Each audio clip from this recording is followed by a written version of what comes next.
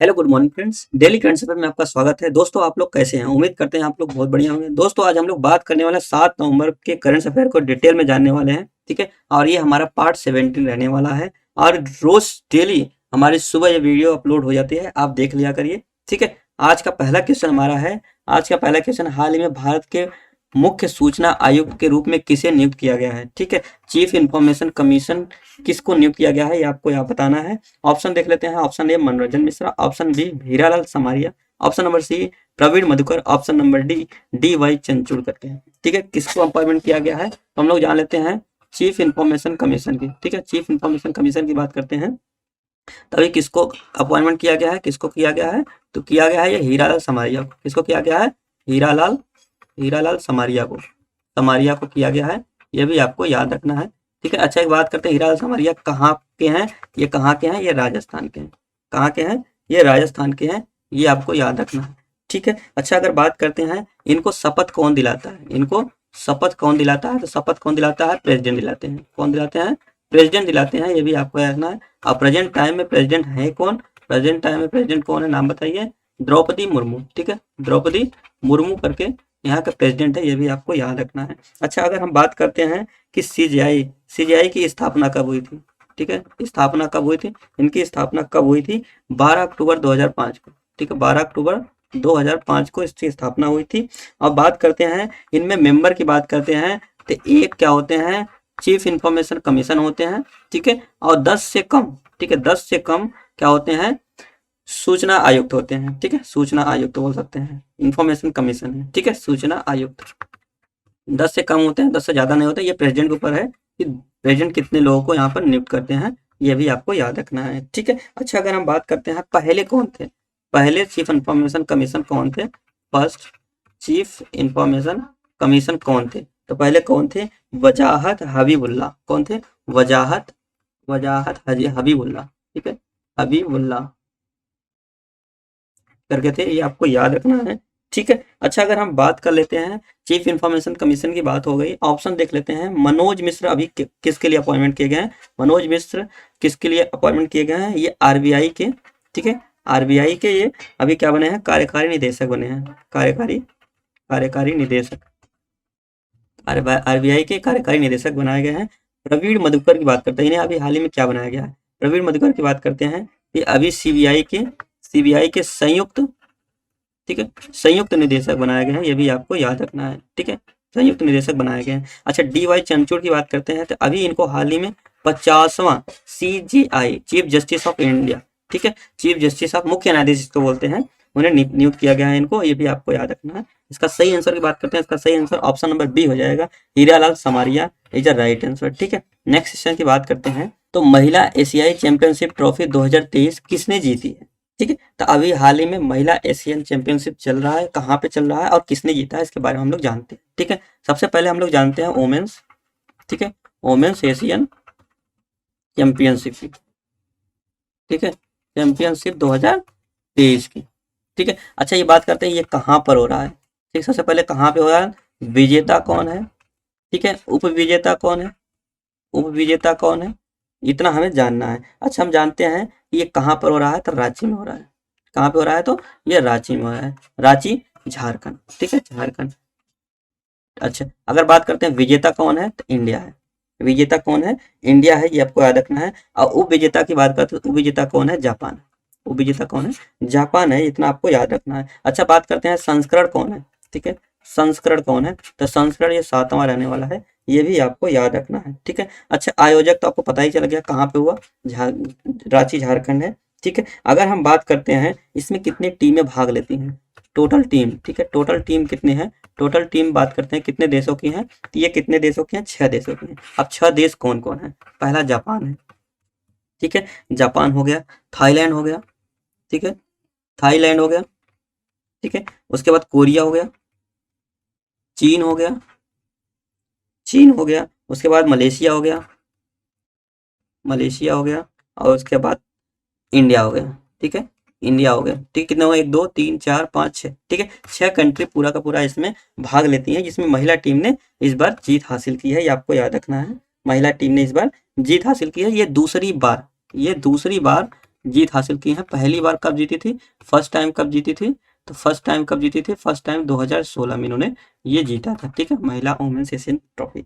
ठीक है, ये आपको बात करना है। इसका सही आंसर की बात करते हैं तो इसका सही आंसर कौन है, option number C, Bharat. Bharat ने ये जीत दर्ज की है। ठीक है, अच्छा अगर हम बात करते हैं कि 2022 की, ठीक है, 2022 का विनर कौन था, 2022 का विनर कौन था, 2022 का विनर कौन था, कौन था, 2022 का विनर था जापान।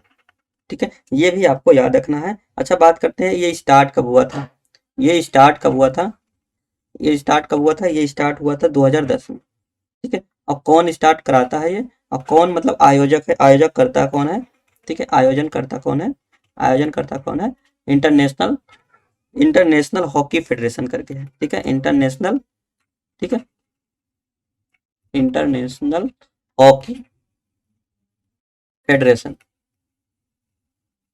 इतना आपको याद रखना है हॉकी से रिलेटेड। अच्छा अगर वोमेन्स की बात हुई है, वोमेन्स एशियन की बात हुई है, तो अभी आपको पता होगा एशियन, ठीक है, एशियन गेम 2022 वाला 2023 में हुआ है, एक पैरा एशियन भी हुआ है।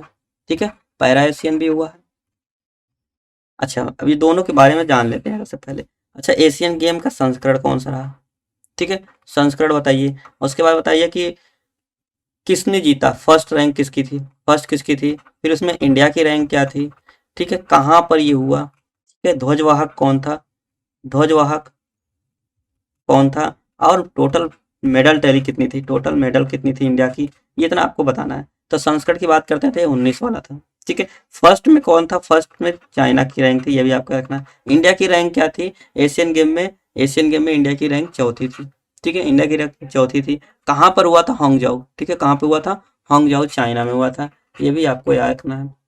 ध्वजवाहक कौन था एशियन गेम का, तो कौन था, हरमनप्रीत कौर। ठीक है, हरमनप्रीत कौर, और दो लोग थे, और कौन थे, लवलीना, ठीक है, लवलीना बोरलोग। ठीक है, कौन थी, लवलीना बोरलोग करके थी, ये भी आपको याद रखना है। ठीक है, टोटल मेडल की बात करते तो इंडिया ने 107 मेडल जीते, 107 में 28 कितने थे, गोल्ड थे। इसके साथ इंडिया चौथे स्थान पे था, पहले पे चाइना था, ये आपको याद रखना है। अच्छा पैरा एशियन की बात करते हैं, पैरा में सबसे पहले जान लेते हैं विकलांग लोग खेलते हैं।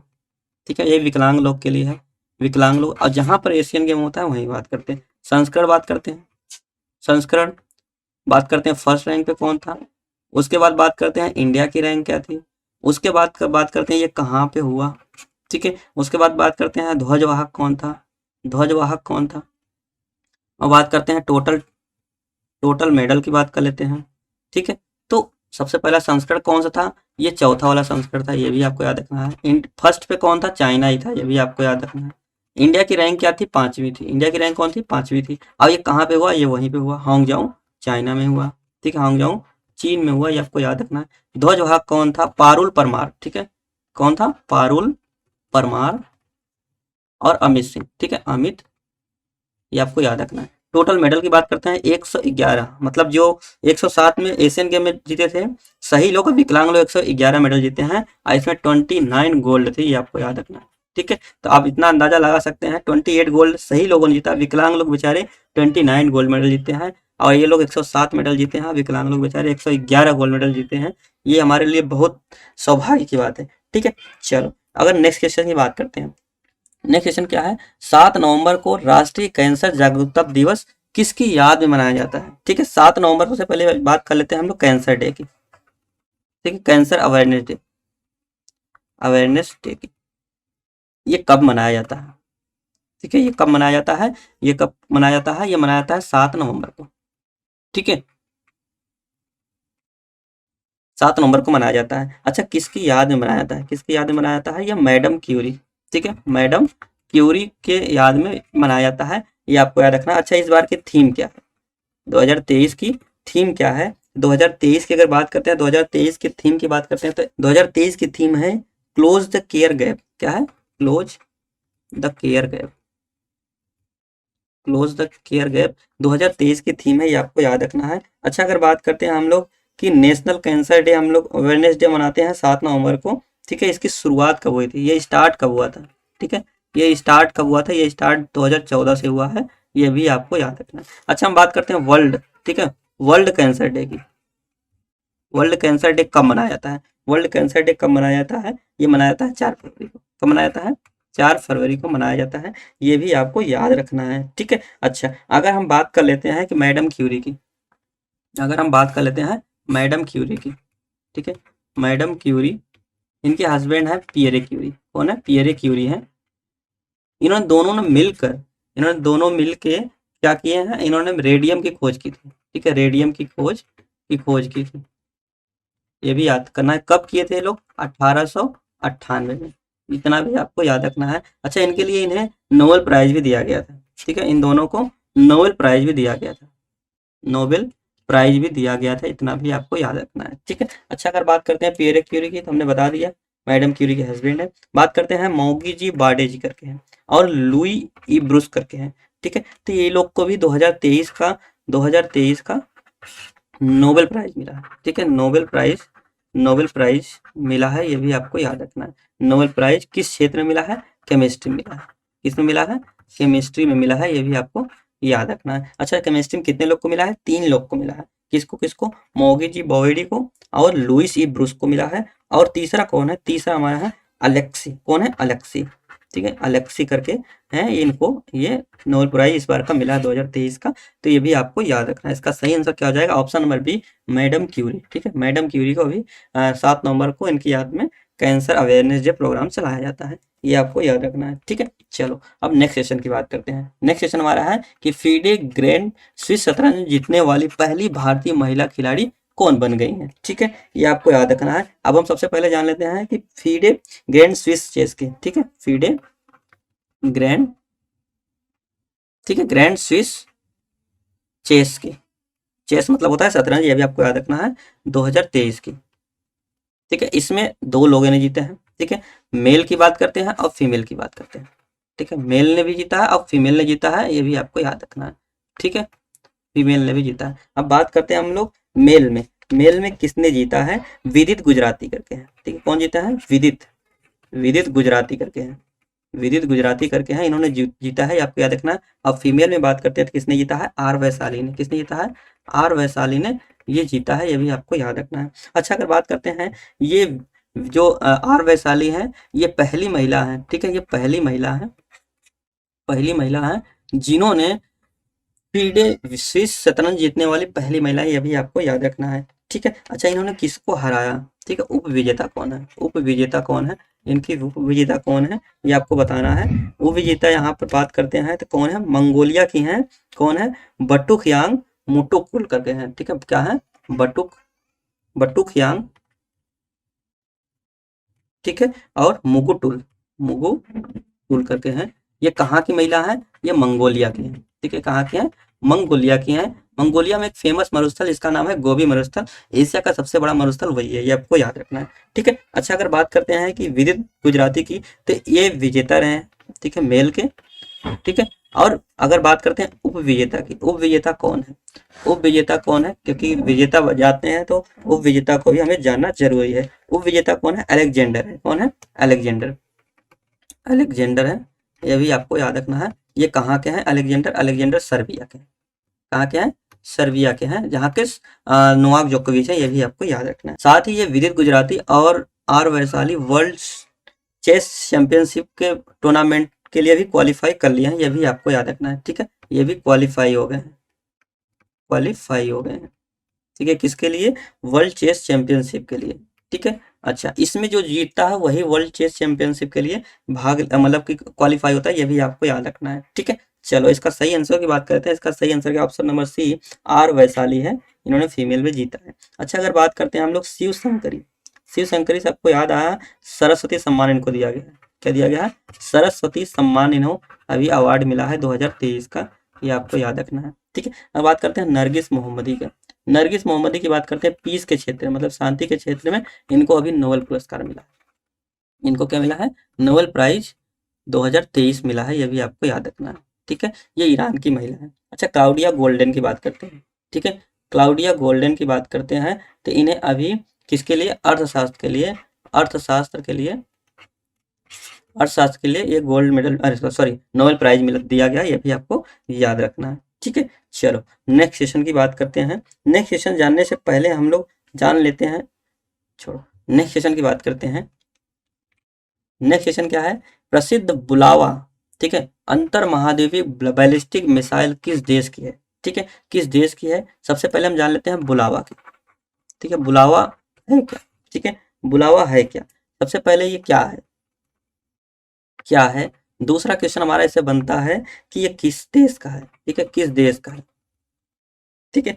तीसरा हम लोग जान लेते हैं इसकी क्षमता क्या है, ठीक है, इसकी क्षमता क्या है। चौथा जानते हैं इसका रेंज क्या है, ठीक है। सबसे पहले हम जानते हैं ये क्या है, ये एक बैलिस्टिक मिसाइल, ये बैलिस्टिक मिसाइल है, ठीक है, बैलिस्टिक मिसाइल है, ये आपको याद रखना है। किस देश की है, रूस की है, ये रशिया की है, ये आपको याद रखना है। इसकी क्षमता क्या है, 8000 किलोमीटर से भी ज्यादा है, ये भी आपको याद रखना, मतलब ये अंतर महाद्वीपीय इंटरकॉन्टिनेंटल बैलिस्टिक मिसाइल है, ये भी आपको याद रखना है। जो 6000 किलोमीटर से ऊपर चली जाती हैं उनको इंटरकॉन्टिनेंटल बोला जाता है, मतलब वो महाद्वीप, अंतर महाद्वीप, एक महाद्वीप से दूसरे महाद्वीप तक ये मिसाइल दाग सकते हैं, इसलिए इनको इंटरकॉन्टिनेंटल बैलिस्टिक मिसाइल बोला जाता है, ये भी आपको याद रखना है। इनकी रेंज की बात करते हैं तो इनकी रेंज क्या है, रेंज कितना है, 8000 किलोमीटर है। और क्षमता की बात करते हैं तो क्षमता कितना है, इनकी क्षमता है 6 परमाणु हथियार, ठीक है, 6 परमाणु हथियार हथियार ले जाने की क्षमता है, ये भी आपको याद रखना है, 6 परमाणु हथियार को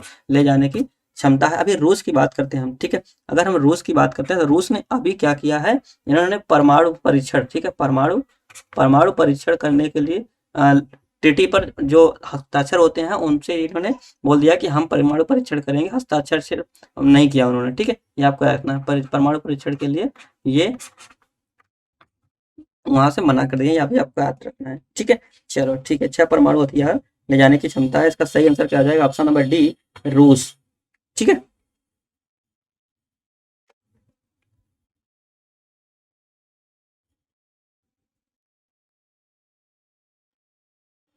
क्या यार, ये कब शांत करेंगे।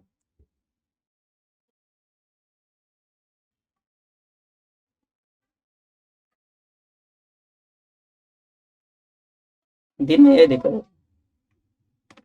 नेक्स्ट सेशन की बात करते हैं। नेक्स्ट सेशन क्या है, पांचवें राज्य खाद्य सुरक्षा सूचकांक 2022-23 में कौन सा राज्य शीर्ष स्थान पे। तो अभी बात करते हैं खाद्य सुरक्षा सूचकांक की, ठीक है, फूड सिक्योरिटी इंडेक्स की बात करते हैं। तो इनकी अभी एक रिपोर्ट आई है जिनमें सबसे पहले नंबर की बात करते हैं तो सबसे पहले ये रिपोर्ट जारी कौन करता है, ठीक है, ये रिपोर्ट कौन जारी करता है, फसाई करता है, ठीक है, FSSAI करता है, ठीक है, जिसको बोलते हैं खाद्य सुरक्षा सूचकांक, ठीक है, ये भी आपको याद रखना है। अच्छा, अगर बात करते हैं कि ये 2022-23 की ये इंडेक्स जारी हुई है, इससे फर्स्ट स्टेट, ठीक है, फर्स्ट स्टेट की बात करते हैं तो फर्स्ट स्टेट कौन है, फर्स्ट स्टेट पे केरल का नाम आ रहा है, ठीक है, केरल का नाम आता है। अब बात करते हैं सेकंड की बात करते हैं तो सेकंड पे कौन है, सेकंड स्टेट कौन है, सेकंड स्टेट है पंजाब, ठीक है, सेकंड स्टेट पंजाब है। और थर्ड की बात करते हैं तो थर्ड स्टेट कौन सा है, थर्ड स्टेट कौन सा है, तमिलनाडु है, ठीक है, तमिल तमिलनाडु है, ये भी आपको याद रखना है। अच्छा, जब स्टेट की बात हुई तो यूनियन टेरिटरी की बात होगी, ठीक है, यूटी की बात कर लेते हैं। यूटी में पहले नंबर पे कौन है और दूसरे पे कौन है और तीसरे पे कौन है, ये आपको बताना है, ठीक है। पहले नंबर पे बात करते हैं तो पहले नंबर पे यूटी में जम्मू कश्मीर, जम्मू एंड कश्मीर है। जम्मू कश्मीर का जो स्थापना हुआ कभी हुआ, 31 अक्टूबर 2019 को हुआ था, ये आपको याद रखना है। 31 अक्टूबर को ही क्यों किया गया था, क्योंकि सरदार वल्लभ भाई पटेल की 31 अक्टूबर को जन्म दिवस मनाया था, ये आपको याद रखना है। अच्छा, दूसरे बात करते हैं तो दूसरे नंबर पे कौन है, दूसरे नंबर की बात करते हैं, दूसरे नंबर पे दिल्ली है, ठीक है, कौन है, दिल्ली है, आपको याद रखना है। और तीसरे की बात करते हैं, तीसरे पे कौन है, चंडीगढ़ है, ठीक है, चंडीगढ़ है, अभी आपको याद रखना है, चंडीगढ़ है, ये आपको याद रखना है, ठीक है। इसका सही आंसर क्या हो जाएगा, ऑप्शन नंबर बी, ठीक है, Kerala is the right answer. Kerala state में सबसे नंबर 1 पे है, और अगर यूनियन टेरिटरी की बात करते हैं जम्मू कश्मीर है, ये भी आपको याद रखना है। चलो, थोड़ा इंडेक्स की बात हुई तो इंडेक्स के बारे में हम लोग जान लेते हैं, ठीक है।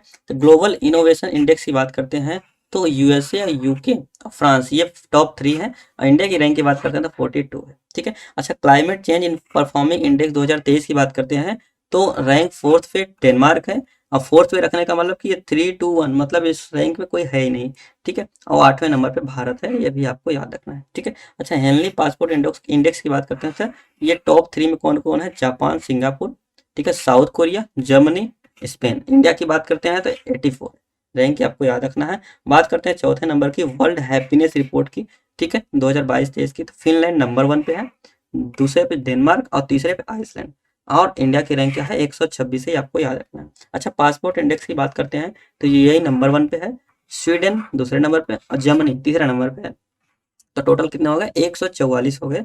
अब इंडिया की रैंक आपको याद रखना है। अच्छा, बात करते हैं कि इलेक्ट्रल डेमोक्रेसी इंडेक्स की, ठीक है। तो डेनमार्क नंबर 1 पे है डेमोक्रेसी में, इंडिया 108वें स्थान पे है, ये आपको याद रखना है, ठीक है। अच्छा, नेक्स्ट बात करते हैं टेररिज्म की, बात करते हैं ग्लोबल टेररिज्म इंडेक्स 2023 की। तो अफगानिस्तान नंबर 1 पे है, इंडिया की रैंक कितनी है, 13 है, ये आपको याद रखना है, ठीक है। अच्छा, ग्लोबल फायर पावर इंडेक्स की बात करते हैं तो यूएसए नंबर 1 पे है, रसिया दूसरे नंबर पे और चाइना तीसरे नंबर पे, इंडिया चौथे नंबर पे है, ये भी आपको याद रखना है, फायर पावर में याद रखना है, ठीक है। अगर हंगर इंडेक्स की बात करते हैं तो 2021 और 2023 का भी अभी जारी हुआ है। तो बेलारूस नंबर 1 पे है, इंडिया की रैंक 111 है, ठीक है। ग्लोबल जेंडर गैप इंडेक्स की बात करते हैं तो आइसलैंड है, ठीक है। और इसमें नंबर इंडिया की बात करते हैं तो 127 है, ठीक है। और एक्सपोर्ट में बात करते हैं तो एक्सपोर्ट में इंडिया का जो एक्सपोर्ट है सबसे ज़्यादा किस स्टेट से होता है, तमिलनाडु से होता है। और अगर यूनाइटेड टेरिटरी की बात करते हैं तो लक्षद्वीप से होता है, ये आपको याद रखना है। और एक इंडेक्स आपका और जुड़ गया, कौन सा, फूड वाला, ठीक है, फूड सिक्योरिटी का, जिसमें केरल नंबर 1 पे है और यूटी में बात करते हैं जम्मू कश्मीर है, ये आपको याद रखना है, ठीक है। चलो नेक्स्ट सेशन की बात करते हैं, हाल ही में किस देश में खोजे गए मिस्र से भी पुराने पिरामिड, ठीक है। तो मिस्र का सबसे पुराना पिरामिड माना जाता है, लेकिन उससे भी पुराना अभी पिरामिड खोजा गया, और कहाँ पर खोजा गया। ऑप्शन देख लेते हैं, मलेशिया में, या फिर ऑप्शन नंबर बी दक्षिण कोरिया में, या फिर इंडोनेशिया, या फिर जापान, ठीक है। अब हम बात करते हैं दुनिया का सबसे बड़ा पिरामिड की, ठीक है, पिरामिड की। ये पिरामिड खोजा कहाँ गया, कहाँ पर खोजा गया, इसका क्वेश्चन देखते हैं, कहाँ पर ये खोजा गया, ठीक है। और कहाँ पर ये खोजा गया, इसका सही आंसर क्या हो जाएगा, इंडोनेशिया। इंडोनेशिया में ये पिरामिड मिला है, ये भी आपको याद रखना है, ठीक है। इंडोनेशिया में ये खोजा गया है, ये भी आपको याद रखना है। अब विश्व का सबसे पुराना पिरामिड कौन सा हो गया, इंडोनेशिया का हो गया, यह भी आपको याद रखना है। अच्छा, इंडोनेशिया के कई द्वीप हैं, किस द्वीप पर खोजा गया, ठीक है, किस द्वीप पर खोजा गया, तो ये जावा द्वीप पर खोजा गया, जावा द्वीप पर खोजा गया, ये भी आपको याद रखना है। अब ये कितने साल पुराना माना जा रहा है, पुराना कितना है, ठीक है, कितने साल पुराना है, ये 16,000 साल पुराना माना जा रहा है, ये भी आपको याद रखना है। इसका आकार क्या है, इसका आकार सीढ़ी नुमा है, ठीक है, किसका आकार क्या है, सीढ़ी नुमा है, सीढ़ी नुमा इसका आकार है, ये भी आपको याद रखना है, ठीक है। और इसका नाम क्या है, अब नाम भी इसका रखा गया, इसका नाम क्या रखा गया है, पुंडेन बेरुडक, ठीक है, क्या रखा गया है, पुंडेन बेरुडक, बेरुडक करके है इसका नाम, ये भी आपको याद रखना है, ठीक है। इसका सही आंसर क्या हो जाएगा, option number C Indonesia is right answer, ठीक है। चलो नेक्स्ट बात करते हैं, अंतरराष्ट्रीय क्रिकेट में टाइम आउट होने वाले पहले खिलाड़ी कौन बन गए हैं, ठीक है। अभी आपको मालूम होगा इंडिया, ठीक है, वर्सेस श्रीलंका, ठीक है, श्रीलंका का एक मैच हुआ, ठीक है, ओडीआई मैच हुआ, ठीक है, ओडीआई वनडे वाला, वर्ल्ड कप तो चल ही रहा है, साथ में ओडीआई भी चल रहा है। तो श्रीलंका के साथ इंडिया का एक मैच हुआ, जिसमें क्या हुआ कि जो एंजिल मैथ्यू हैं, तो उनको क्या हो गया, टाइम आउट करार देते हुए मोहम्मद शमी ने आउट करा दिया। अब अच्छा, इसका रूल क्या है, इसका रूल क्या है, इसका रूल है कि अगर कोई भी बल्लेबाज आउट होता है तो नेक्स्ट बल्लेबाज के आने तक रेडी होने, मतलब खेलने के लिए रेडी होने में कम से कम उनको 3 मिनट से ज़्यादा नहीं लेना पड़ेगा, मतलब मैक्सिमम में 3 मिनट ले सकते हैं। 3 मिनट से ज़्यादा अगर लेते हैं तो जो बॉलिंग टीम है वो ये बोल सकती है कि इन्हें आउट करार दिया जाए। तो ऐसा ही कुछ हुआ एंजिल मैथ्यू के साथ। एंजिल मैथ्यू पहली बात तो बल्ला लेकर जैसे ही ग्राउंड में आए,